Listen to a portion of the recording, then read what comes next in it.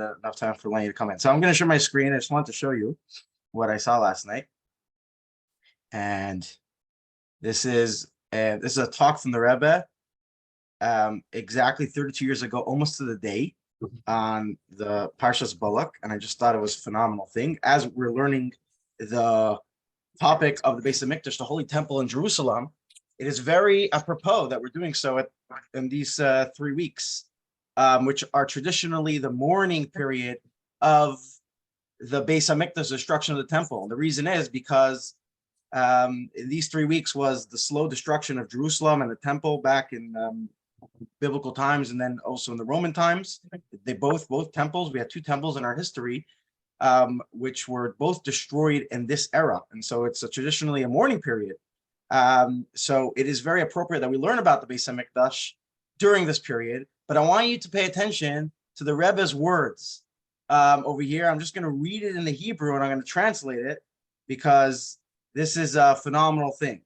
L'chol haraish, everyone must know that the first thing you have to know,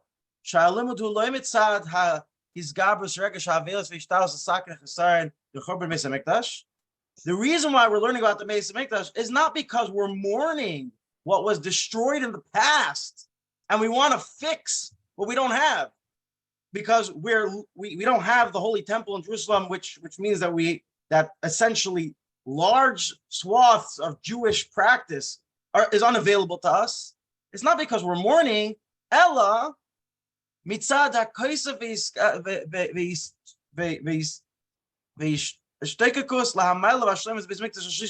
because we are looking forward to the 3rd temple when Mashiach comes in the Messianic era. Okay? And then the Rebbe says over here, and you have to also remember that we're learning now about the temple, we're learning now about the Beis HaMikdash with such surety. It's not halach, it's not laws that are going to apply in the Messianic era. It's a future application. Rather, it's a current application because Mashiach will come any second. So just like you would take out the code of Jewish law, you would take out a Jewish law book, and learn about the laws which pertain to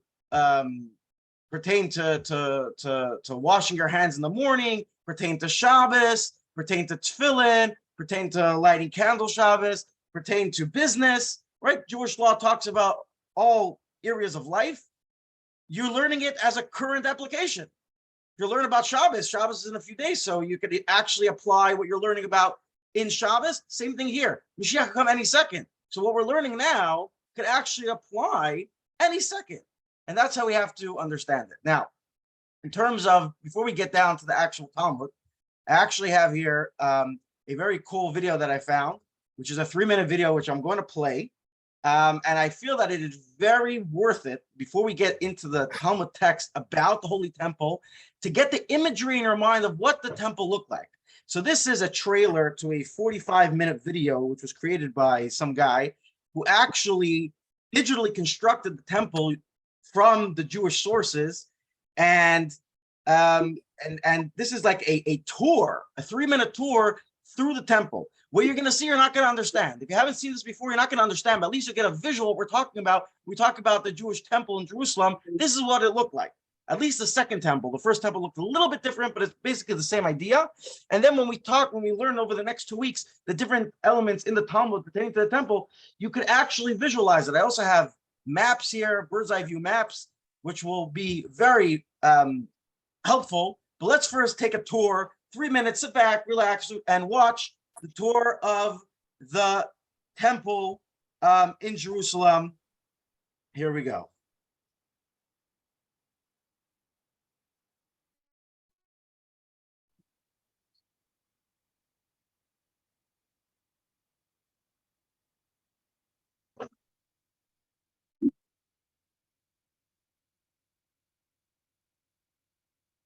I'm going to pause. Do you hear the music? Can someone just tell me if you hear the...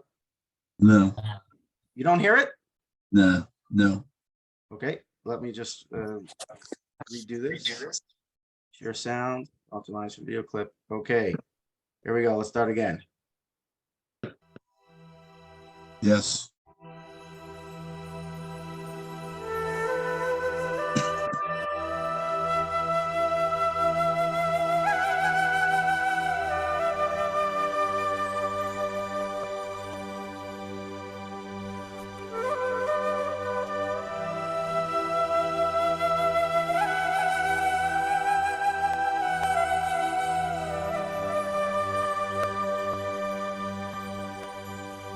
I'm just going to pause for a second. I want you to know what you're looking at right now. This is the Temple Mount. Of course, they took away all of Jerusalem, which surrounds it. This is pretty much in the center of Jerusalem, a little to the side. But if you see this bridge right over here, this is the bridge that goes straight to the Mount of Olives. Anyone who was in Jerusalem, Peretz Moshe, you were there. You were probably on the Mount of Olives and you saw the Temple Mount. What they did to the Temple Mount is it was a mountain.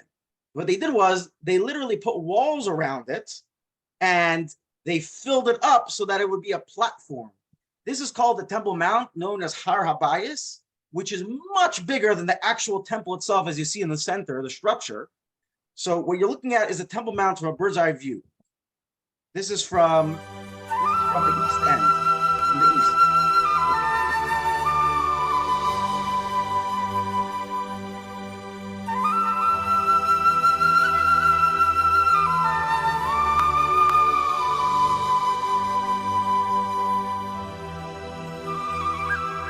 So just that you should understand what we're seeing right now, the back of the temple structure is very close to this outer western wall of the Temple Mount.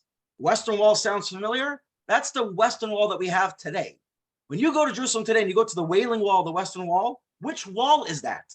It is the wall of the Temple Mount, which happens to be the western one, happens to be very close to the temple structure. Because as you notice, the temple itself, its courtyards and its structure was not in the center of the Temple Mount. It was very, very much, if you're looking at it from the front, very much to the right, very much to the back. And so the western wall is the back. So here, where this empty area is where the modern day plaza of the western wall is. Coming to the western side. This is coming into the Beis HaMikdash from the east. This is coming from the Mount of Olives, crossing the valley over this bridge, and you would enter the Har Habayis, you would enter the great expanse of the Temple Mount. And right ahead of you is the actual structure of the Beis HaMikdash. I want you to notice that the Beis HaMikdash, the temple, had two courtyards. One, the outer courtyard, which is also known as the women's courtyard, and the inner courtyard, which was also known as the Israelites' courtyard. And then inside of the inner courtyard was the actual structure.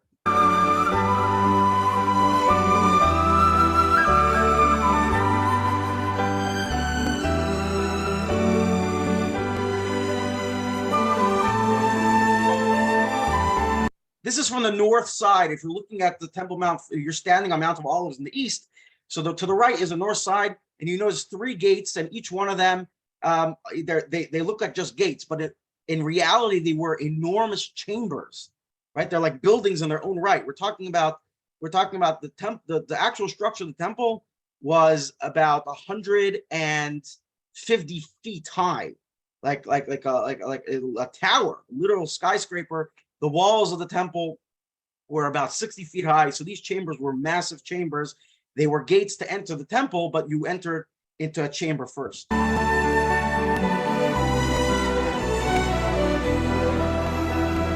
Now we're going into the actual courtyard of the temple. This is what it looked like inside the outer courtyard, with four major chambers on each corner. You see all of these doors? This is just showing you a room where they kept. That was showing you a room where they kept the musical instruments for the Levium, for the Levites, who used to have a choir every single day in the temple. This is the main doors called Shar Nicanor. These are the main doors going into the inner courtyard. And you see how it opens up? You see the altar where the sacrifices were sacrificed on the left over here. This is the structure of the temple, how high it is. This is the slaughtering area for the animals. sacrifices, and this is the doors opening up to the massive chamber. This is the sink, which was pulled up by a crane every morning so that the Kohanim, the priests, can wash their hands and feet before starting the service. It was kept in that pit. Magnificent stairwells on all sides of the temple. This is a bird's eye view from the top of the inner courtyard.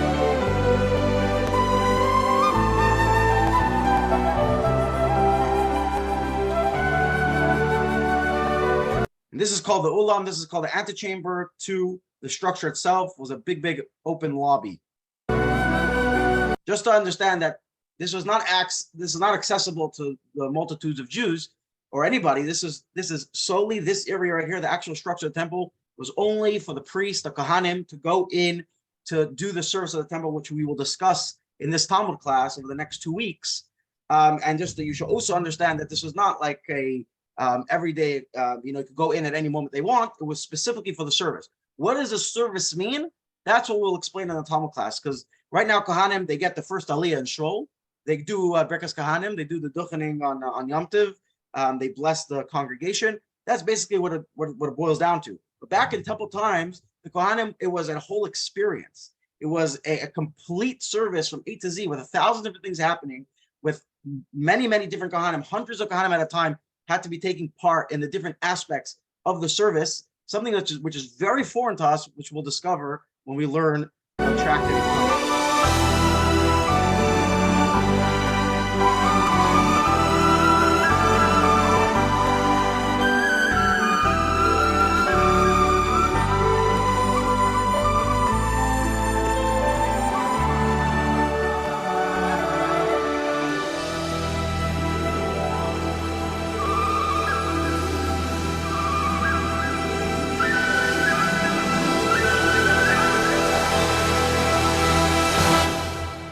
Of course, the promo video is going to end right there, where you can't see the inside of the structure. You have to actually go by the video. But I think everyone gets the idea of what we're talking about. By way of introduction again, I'm now showing you the map, the bird's eye view of the map of the temple, the structure, just so you should get your eyes familiar with the visuals here. When we start learning the Talmud on the actual service of the Beis HaMikdash, there's going to be a lot of references to different areas of the Beis HaMikdash. It's going to be assuming that you know. The Talmud is going to assume that you know already the structure of the temple when it starts discussing the temple. Okay, so we're not going to assume that in this class. We're going to actually go and explain everything. But the best way to explain is through visual. So you see the actual map. I'll spend 2 minutes just mapping this out. This was a tremendous, awe-inspiring building, as we saw in the actual video, which can't be captured on a map, but here you can actually see things in detail without it moving. So over here around, let's just start from around the perimeter of the actual structure, the temple structure. You see there was something called a sorig, which was a gate. Over here actually had signs which said, up until here can Gentiles go. Past this place is only for Jewish people. The chel was steps up, or surrounding the wall steps up, as you see. If you see my cursor, my pointer, all these places I'm pointing to were all entrances, gates through the wall into the Beis HaMikdash, into the courtyards. Again, these gates were tremendous chambers in their own right. So I'm zooming in over here. See this? Yes, it's a gate going into the temple, but it's a massive chamber. And actually, the first part of the Talmud we're going to discuss is going to be discussing what happened in this chamber over here on the right side of the temple courtyard. Over here on the left is called Ezras Nashim. It's called the women's courtyard, not because only women could go here, but because this was a place where women did go.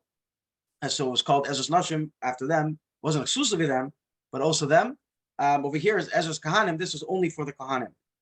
So the Jewish people, anyone who wanted to come and see the sacrifice would have to come, stand by the door, stand by the edges. Inside the courtyard, the service which was conducted, whether the outside service, the inside service, was all done by the Kohanim, by the priests. You'll have a whole new appreciation for the Kohanim next time you see a Kohen after this, because you'll understand that that any minute when Mashiach comes, and we'll have the third temple rebuilt, their service is going to be of a whole new magnitude. Over here, just to point out, is the Mizbeach, was a tremendous structure in its own right, with a ramp going up. The Mizbeach is the altar, was the outside altar where the sacrifices were sacrificed. Over here, where I'm pointing to is the left of the building, of the actual building, is that sink, which we saw in the video, the Kohanim washing their hands and feet. And then there's the actual building itself.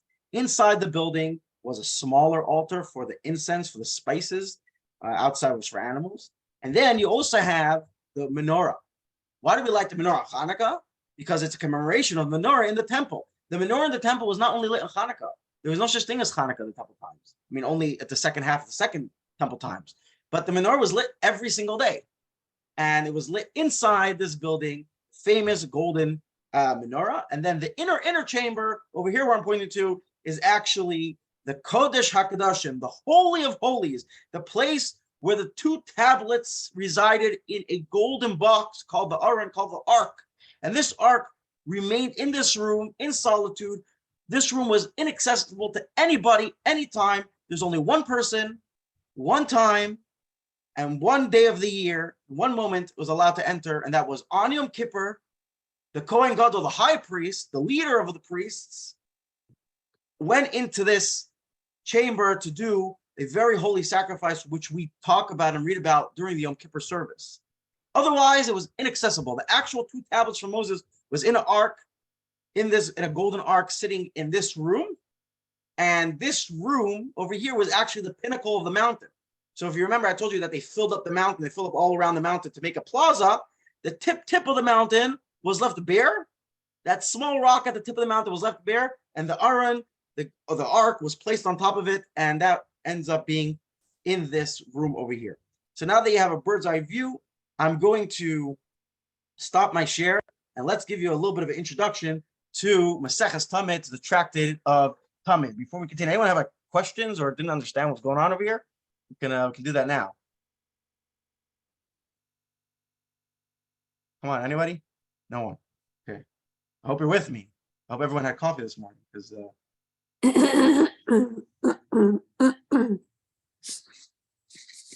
yes. Matt, do you have a question? No question. No question. No questions. Okay. It's just very interesting. Yes, it is. Now I'm happy I gave you that visual, because we're going to learn the Talmud is going to assume a lot of things. Let me just do an introduction to the Talmud. I know that there's a few people here that's their first time learning Talmud. So there's some things you have to understand. Okay, the Talmud is not such a nice guy. Talmud's very tough and rough, and you should enter the fighting ring prepared. Okay, so just a couple of things. Number one, the way the Talmud works is it's not a read, it's a study. It requires you to study. In other words, it's not a textbook, it's a study book. Okay, you cannot take a Talmud and let it teach you. You have to get into it and to dissect it. Okay, it's alive. It's the best example I can give to you for approaching a book like this. It's more human than book, because the best example I can give to you is if you go to a university, let's say, and you go to the debate hall. You enter a debate hall. Okay, so you have two genius professors debating something. You're in the audience. The professors are not talking to you. They're talking to each other. They're debating, they're screaming, they're fighting, they're arguing intellectually. And you in the audience have to decipher what's going on. That's the best example I'll give you for the Talmud. The Talmud is literally a discussion happening, and a very rigorous intellectual discussion happening. And you are the spectator, and you have to decipher what's going on over here. You're literally coming from the outside. The Talmud is not going to spoon feed it to you. I will, fine, but you should understand what the Talmud is. Where the Talmud comes from, I'm going to read the text inside. You're going to realize there's a lot of cryptic overtones over here. It's and it's on purpose. That's the idea. It's on purpose, because you have to approach it. You have to get involved. You have to decipher it. It's not just going to teach you. I'll tell you another example. It's like an escape room. If you've ever been to an escape room, right? It's like deliberately designed that there's clues they have to find out. It doesn't give you the map, because that would take away the whole fun of it. Like you pay like the $65 to get stumped, because that's the whole thrill. So over here, it's like the intellectual thrill. It's like an escape room. You come in, the Talmud is going to just talk. It's going to assume that you know tons before you enter the discussion, and you don't know anything. So you have to read the text, and you have to whoa, what does this term even mean? What are they talking about? Why are they starting with this? You're coming in the middle of the argument, and you have to figure out what's going on.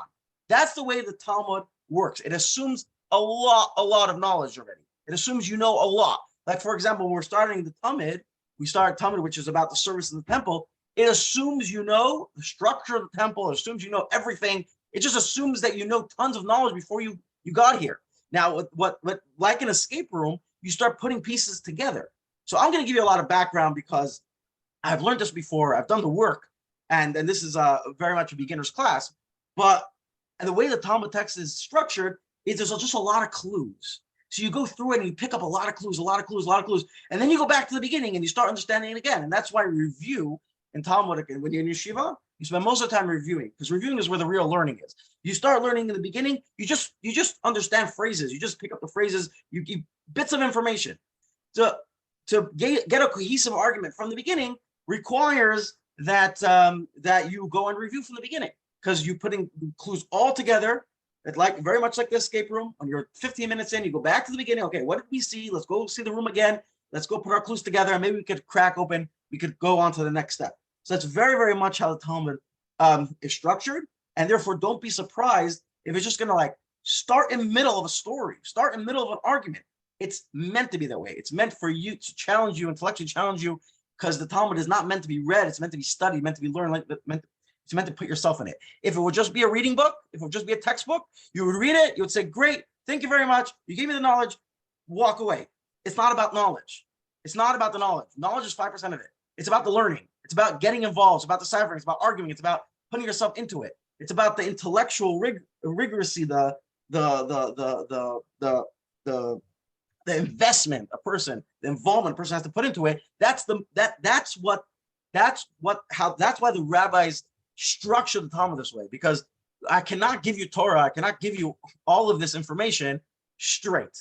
I couldn't. If it would be straight, it would be millions and millions of pages, and it still wouldn't be able to. What I could do is give it to you cryptically, and you figure out the information. And from one line of Talmud, you can know an hour's worth of information from one line because you figured it out. Okay, so that's basically the idea over here. So what is Tamid? Tamid means comes from the Hebrew word of always, constant. In Hebrew, Tamid means always, or constant, or consistent. So what is Tamid over here in our lexicon? It is the constant service of the Beis HaMikdash, as opposed to the Shabbos, the Yom Tov, Yom Kippur services, or Rosh Chodesh. Everyone here knows, you've come to Shul on Shabbos, Rosh Chodesh, on Yom Kippur, we have Musaf. What's Musaf? Why do we pray Musaf? We have Shachar, which is the morning service, then we read the Torah, then we have Musaf. What's Musaf? Musaf is a commemoration to the extra service which was done at the temple on special days. So the Torah tells us that Rosh Chodesh, we have a Musaf.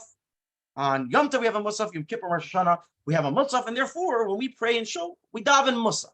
When we read the Musaf, if you read the words in English, you'll understand it actually references the sacrifices that were given as the Musaf, which means in Hebrew, extra. Musaf means extra, addition. But the everyday service was called the Tamid. The everyday service. There was one in the morning and one in the afternoon. And therefore, we daven Shachris and we daven Mincha. Ma'ariv is a separate thing. There was an additional service every single night. It was a much smaller service. That's why we daven Ma'ariv. But largely, the two main services in the temple was the morning service, early morning service, and then the afternoon service. So we have the Shachris and the Mincha. That's why we pray in commemoration of what we're missing now from temple's times. So Tamid, the tractate of Tamid, is out of 39 tractates in the Gemara, which deal with all elements of Jewish life. The 39 tractates are derived from six major categories. And one of the categories is all about the services in the temple. And the tractate of Tamid within the temple category is not about the Musaf, not about the extra stuff, not about the structure itself.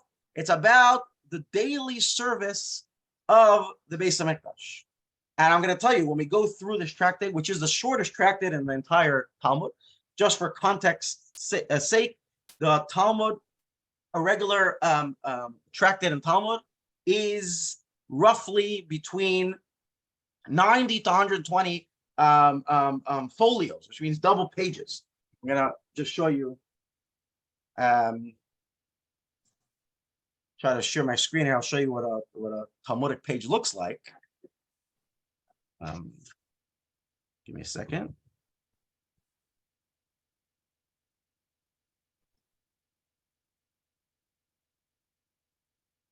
Okay. Tell me if you see this. Right? This is a page of Talmud. Okay. All the middle over here is the Talmud, commentators around. All the middle here is Hebrew and Aramaic. This is one half of a page. So two of these pages, two folios, two sides, is considered a full page in Talmud. Okay. This particular one we're looking at is called Gittin. It's about Jewish divorce, and it has 90 pages, which is the low end.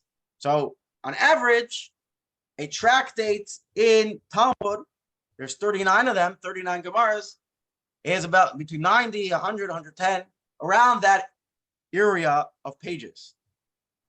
Tractate Tamid that we're learning now has 8. It's very small, comparatively. Very small. It's also very easy. It happens to be that the rigorous intellectual challenge that you're going to have here, if I don't spoon feed you enough, is going to be at the low end. Other areas of Talmud are much more complex. So it's about the service, it's about the daily service, and it's about the constant daily service that happens every single day. Okay, so we have just a few more minutes. Let's actually delve into a bit of Talmud. We're going to do very little now because of the introduction, which I think was very, very helpful. But I believe we should start a little bit. And I'm going to, this is kudos to Paretz Moshe. We're going to take you to Sefaria. Sefaria is an app and an online website which hosts tens of thousands of Jewish texts of Torah texts. This is not in the format of the Gemara itself, as I showed you. This is the real format of the Gemara, like what I have for me.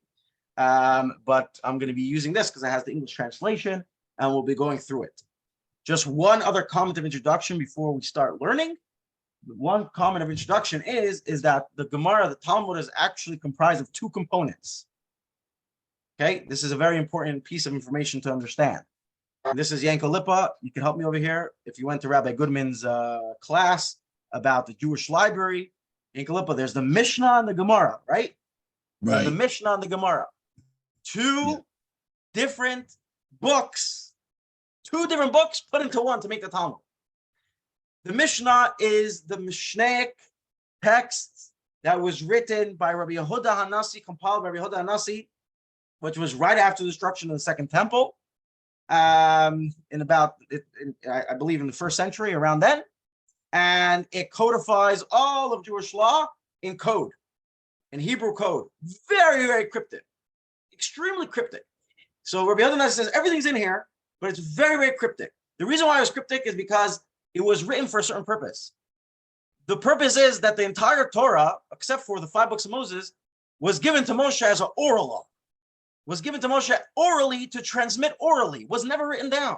Only centuries later, Rabbi Yehuda Hanasi, the great prince of Israel, Rabbi Yehuda, very, very famous, one of the most famous rabbis in history, decided that at this point we have to actually write it down because it may be lost throughout the generations, because the mental capacity of the generations as we see, is just in decline.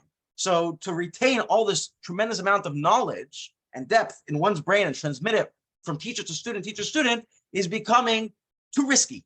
So let's write it down, but let's not write everything down. Let's just make it like notes. So it was still an oral law, but you had kind of the Mishnah, which was notes. Then about 400 years later came the Talmud, came the Gemara. The Gemara is the later centuries of rabbis who are there to decipher the Mishnah. So they're there to explain the Mishnah, to give you the background of the Mishnah, to give you the explanation, the sources, to qualify, to add in any information which may have been falling through the cracks. So you have that, which the Gemara is essentially a commentary of the Mishnah put together to make the Talmud. So on a regular Talmud page, if you look through the Talmud, you have a Mishnah, always starts with a Mishnah, starts with one piece, one paragraph from the Mishnah, and likely 8 pages or so of explanation of Gemara on it. And that comprises the Talmud. This is an 8-page tractate. The whole tractate is 8 pages. So obviously each piece of Gemara on every single Mishnah is much shorter than that, just giving you within context. So obviously we're going to start with the Mishnah. And the Mishnah begins the Tamid service, talking about the daily service in the temple, begins the night before. And this is true in Judaism in general. The day begins the night before. Shabbos begins the night before. All fasts, they begin the night before. And that's because the creation story. What does it say in Bereshit when we learn the creation story in the Chumash? It says, "Vahi erev, vahi boker, yom rishon." It was night and day the first day, night and day the second day, the 6 days of creation. What does it say? Night and day. So night begins, the day begins by the night in Jewish tradition and Jewish law. And so therefore the temple service, when does the temple service begin? The night before. So if we're going to discuss the temple service, we're going to start from the night before. What happened the night before? How did the temple service start? What were the preparations the night before we started the temple service the next day? Which has a profound lesson, by the way, because even in daily life, if you want to have a successful day, it always starts the night before. If you want to come to Talmud class at 7:20, you got to go to sleep at a normal time, and that applies to everything. If you want to have a good day, you start the night before being smart about it. Appearing the night before is key to a good day, and the same thing with the temple service. So this is specifically, we're going to specifically start off with one particular element of the nightly temple service, and that is the watch guards. The temple had watch guards, not necessarily for safety, because it wasn't in New York City. The temple wasn't in New York City, so we didn't need guards for safety, but more for the honor. For the honor. If you have, Buckingham Palace has guards, the temple also had guards. Who were the guards of the temple?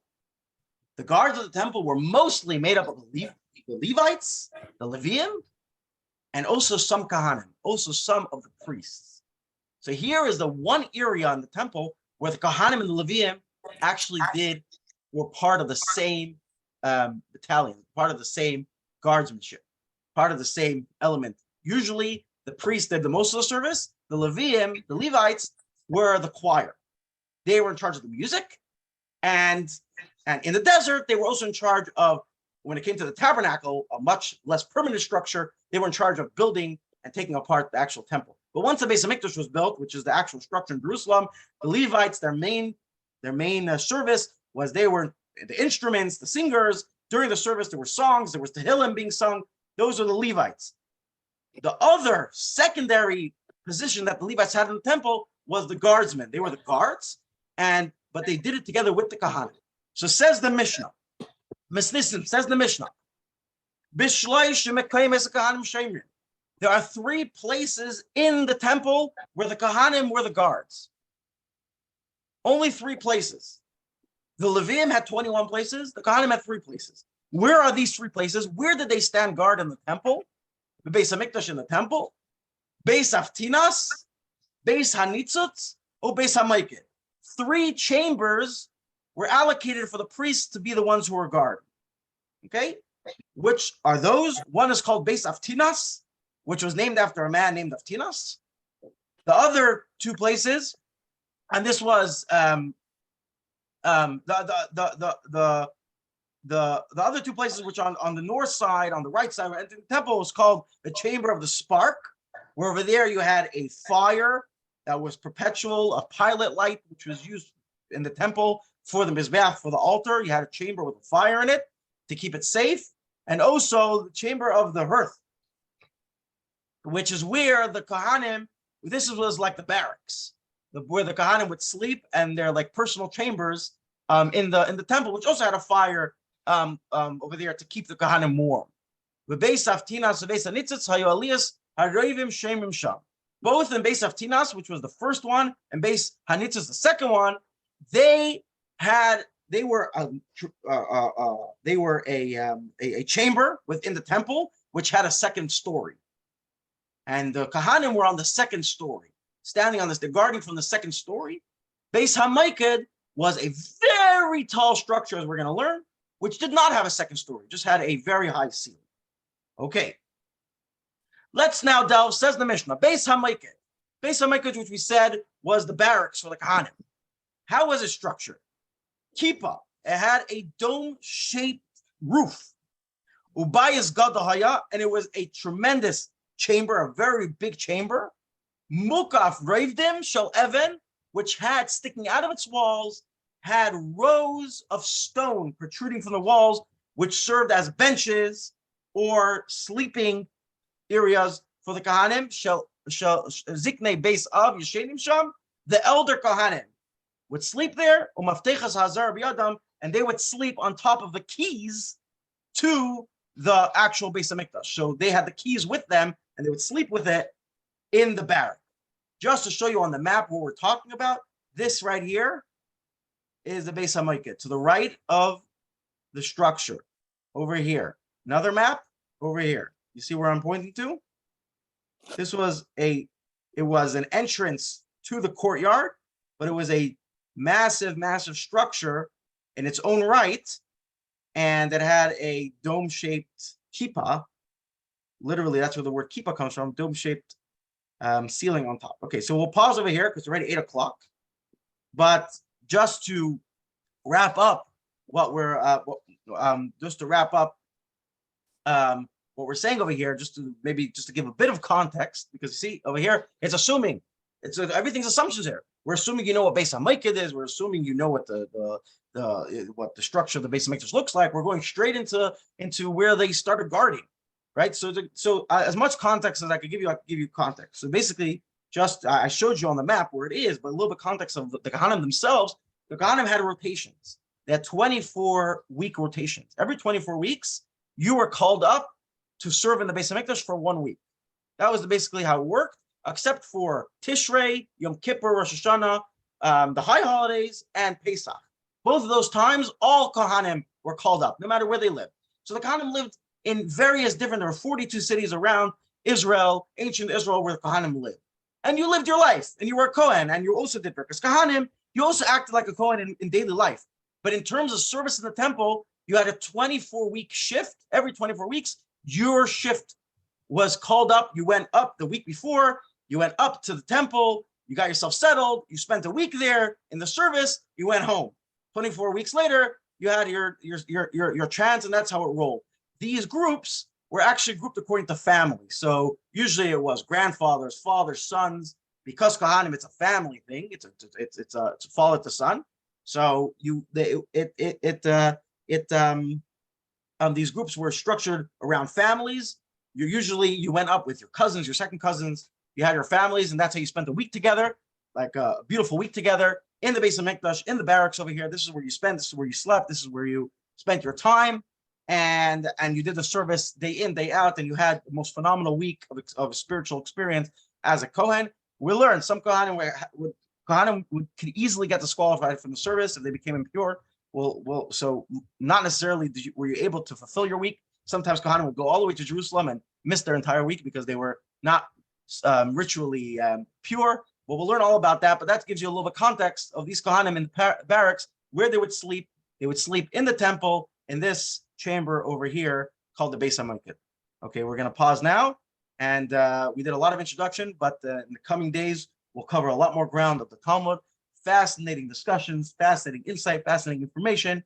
and hopefully to finish these 8 pages over the next 2 weeks or so.